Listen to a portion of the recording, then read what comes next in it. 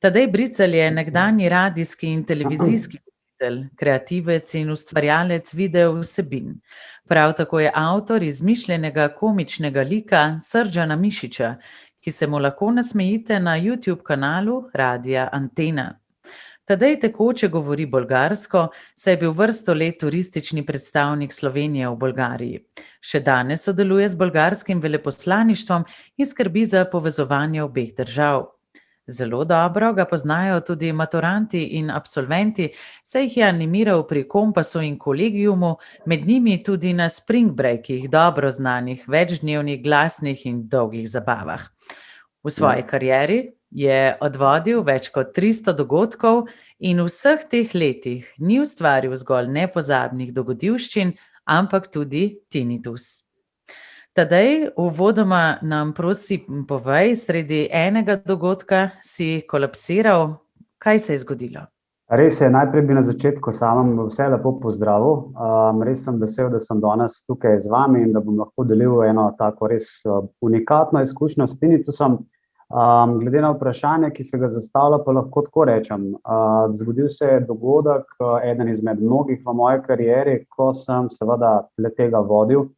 In v bistvu je prišlo do trenutka, ko sem pač naenkrat začel izgubljati vid oziroma povišan srčni utrip sem imel in takrat se je v bistvu začela moja zgodba s fizično izgorelostjo. To se je zgodilo prvič nekje pred 4 leti in tako bom rekel, ta zgodba je bila zelo močna, predvsem je pustila posledice, kar se tiče, bom rekel, fizičnega stanja v telesu, kronična utrujenost je prisotna bila praktično iz meseca v mesec.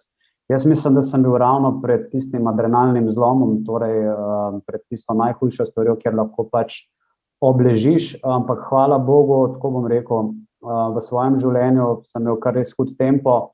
Tako lahko rečem tudi, da ne glede na to, da sem imel hud tempo, mislim, da je tinnitus tudi stvar, ki je pač prepletena z odnosi, seveda govorimo o ljudeh in tako naprej in včasih je zelo pomembno, da bolezenskih stanj ne povezujemo samo z tem, kar se nam je pač zgodilo oziroma z nekim stresom, ampak mogoče tudi s potlačitvijo določenih čustev in odnosov pač, ki se pri nas dogajajo. Tako na hitro, če lahko tako opišem. Zdaj pa mi prosim, opiši situacijo, ko si prvič zaznal tinnitus. Ja, zadeva je bila zelo zanimiva.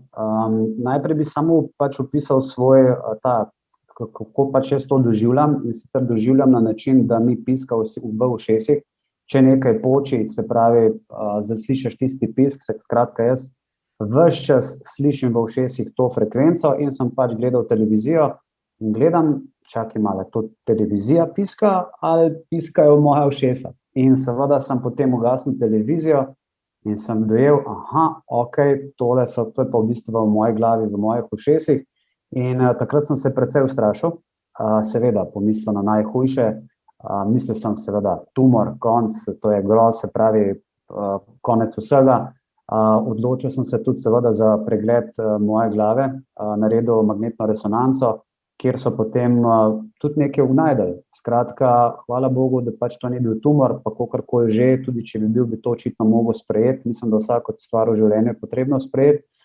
Odkrili pa so sploščeno hipofizo, to je v bistvu turško sedlo, ki se mu reče na sredini glave, kjer kažem, ki je odgovorna za življenjske funkcije.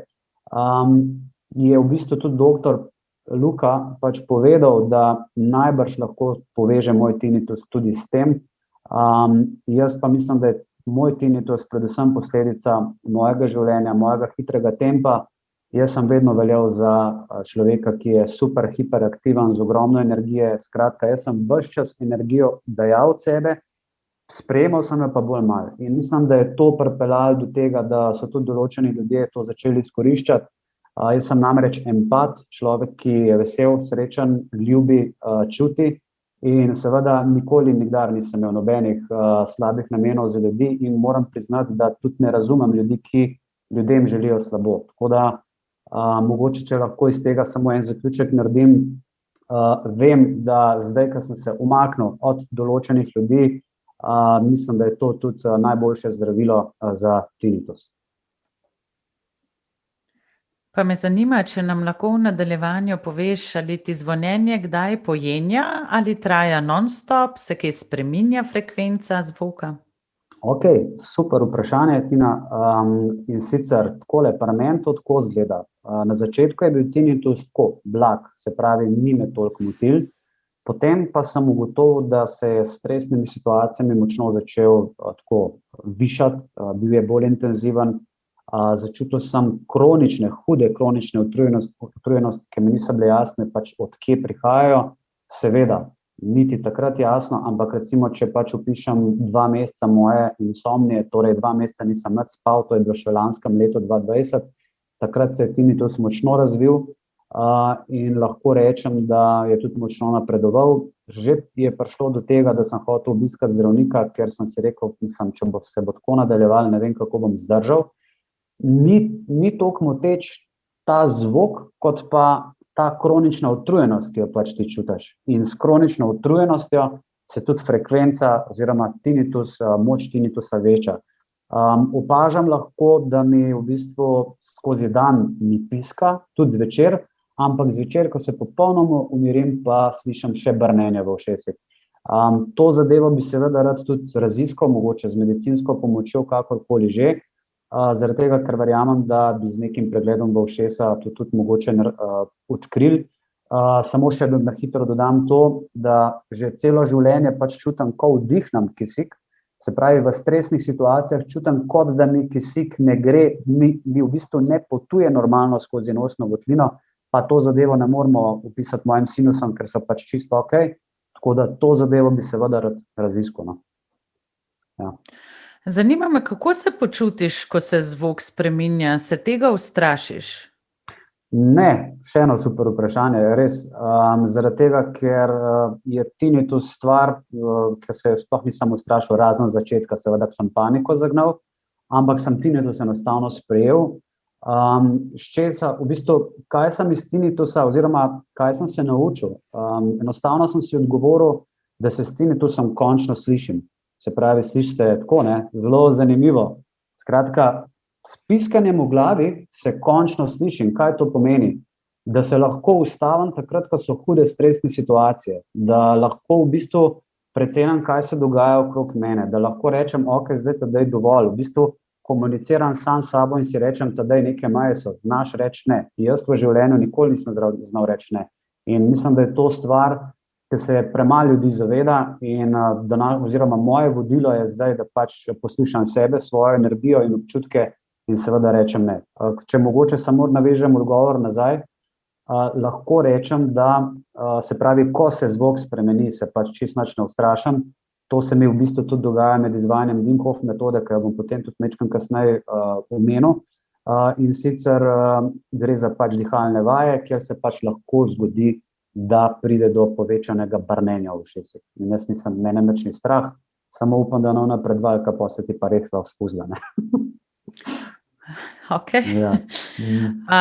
Ravno to sem želela, v bistvu sta moji naslednji 2 vprašanji, ampak zdaj si delno že odgovoril, torej česa te je tinnitus naučil, bi lahko zaključila, da pravzaprav tega, da se znaš ustaviti, je to pomembno sporočilo?